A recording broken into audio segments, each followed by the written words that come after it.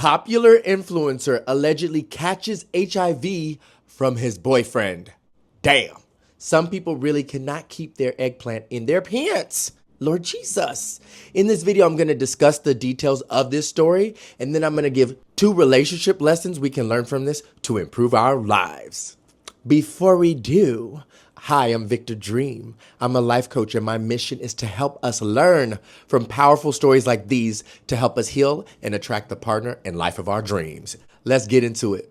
So the influencer is named Mainly Mannie, known for his comedy videos. He basically plays like a narcissistic out-of-touch boss, and it's hilarious. Here's a little sample. Boss and CEO here. Hi. This is not hot enough. It's supposed to be 1,000 degrees Fahrenheit. Gotcha. I'm sorry. I'll have that remade for you. You should be sorry, dear. I know the manager's here, and your job is at a high-risk level at this very moment. I'm dying. I love him. Iconic. And recently, he shared publicly online from a hospital bed that he allegedly contracted HIV from his cheating ass partner that he trusted for years. And what I love about him is he was teaching lessons in his post. He was like, there were warning signs I ignored the whole time. Suspicious behavior, patterns he ignored because he loved this person. And haven't we all done something similar? Gloss over red flags because we like the person or we love them or we think, oh, they wouldn't do that to me. But our intuition is screaming, something is not right in this sea. We may in our head say, oh, they do that to others, but they wouldn't do that to me because I'm special, of course. Or, oh, we're in a monogamous relationship. Of course they're going to take that seriously. Or he loves me. He would never cheat on me. Never. Meanwhile, our nervous system is trying to save our life and say, run, girl, run. And the saddest part is that, in my opinion, and I speculate, that there's a high chance his partner knew that he had the disease, allegedly, and then still gave it to him, even with showing or experiencing symptoms. That's what makes this really dark. And the crazy part is that Mannie didn't know he had this disease for years. So his partner was hiding this from him for years, and he was getting sicker and sicker and didn't know why. And then because he didn't get treated early on because he trusted his partner was faithful and monogamous, it progressed to AIDS after not being treated for years. And sadly, Mannie had a hard time mentally and physically with this suffering and reportedly took a whole bunch of pills to attempt to end his life in suffering. Thankfully, he's alive today. His neighbor found him in time to save his life, and he ended up in a coma for 2 months after this incident. Thankfully, he's alive to tell us the story and help us learn from this story. And the first lesson we can learn from this story is protect yourself, even in relationships. Yes, even if you love them. Yes, even if they're your partner for a long time, or they swear they're monogamous and would never do that to you.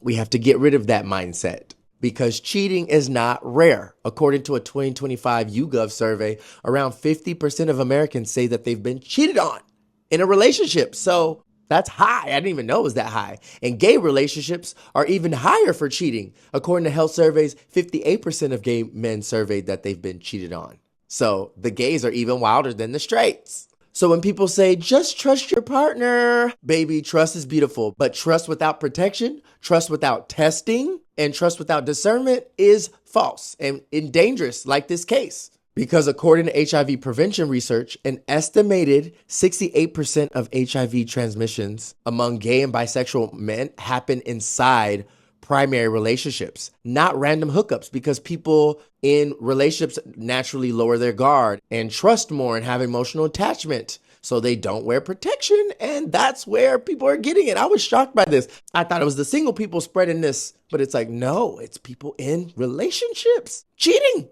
Goddamn. And honestly, stories like these genuinely scare me. Like, for example, I've never had unprotected sex in my life, and I don't plan on it, even relationships. And stories like these validate this instinct in me that was like, you cannot trust people like that. Husband or not, we can't stop protecting ourselves. We can't put our health into someone else's hands. So this instills the belief in me that not everyone's honest, medically responsible, consistent with treatment, or even financially able to maintain proper health care to take care of their sexual health. And so thankfully, modern medicine has given us incredible progress and tools that we can use to protect ourselves. For example, you can take PrEP, and that reduces your risk of contracting HIV only by over 90%, which is great. Even people who catch HIV, they can live great lives and become undetectable status by taking these pills that reduces or even eliminates the chance of them spreading HIV.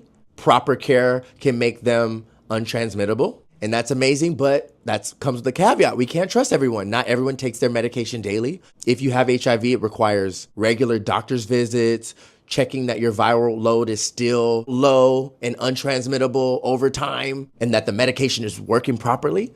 I learned through researching that people can actually lose their HIV undetectable status and pass it on to partners even while thinking they're undetectable. If their treatment is interrupted because they can't afford treatment or the pills, or they're irresponsible and not checking up over time every few months, or the medication can become inactive or unsuccessful. One large study in the US found that around 65% of people living with HIV maintained their durable viral load suppression over time, which is great. But that also means 35% of people lose HIV undetectable status and can pass it on if they're not checking it regularly. And that is something I didn't know, and that is not talked in our community enough. So we can trust, but verify, and on our end, protect ourselves. Don't think, oh, they're taking medication so I can have unprotected sex. No, still wear those condoms. No, still have PrEP. Because like this story shows us, not everyone cares about the health of others. They're willing to be irresponsible just out of lust. And not everyone is disciplined enough to maintain their undetectable status to protect others. Some of these people who contracted it in the first place were irresponsible to begin with. The second lesson we can learn from this is to stop ignoring red flags. And honestly, stories like this is exactly why having discernment, trusting your intuition and gut, matters more than ever. Because sometimes the warning signs are there long before disaster happens.